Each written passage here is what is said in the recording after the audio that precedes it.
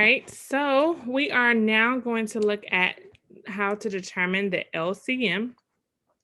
The LCM stands for least common multiple.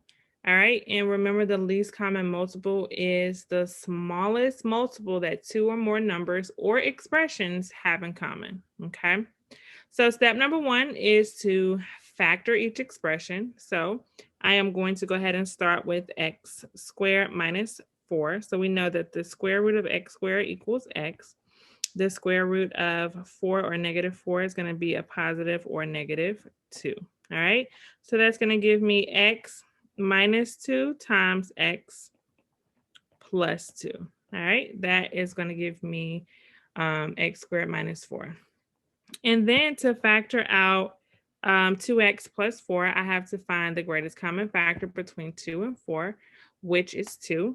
So I would factor out 2 times x gives me 2x, and then 2 times 2 is 4.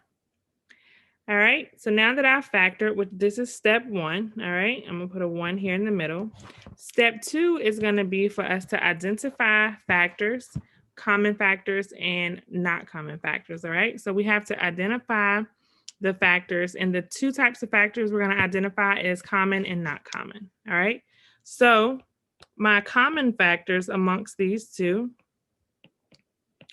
are going to be x plus 2. So I'm going to write x plus 2 here as a common factor.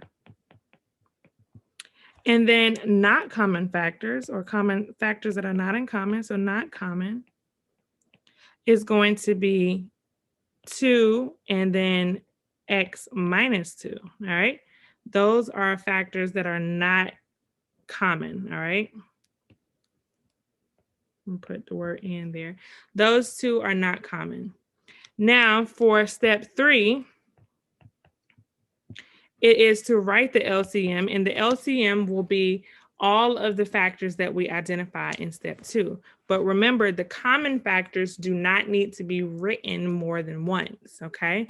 So whatever we have written in step 2 is what our answer is going to be, all right? So that means we have 2 times x minus 2 times x plus 2. All right. So that satisfies 2 and x minus 2 and then x plus 2. So we take all of our factors, the common factor and the factors that we do not have in common, and we put them together and write them as we see them. And that is what the LCM is. Okay.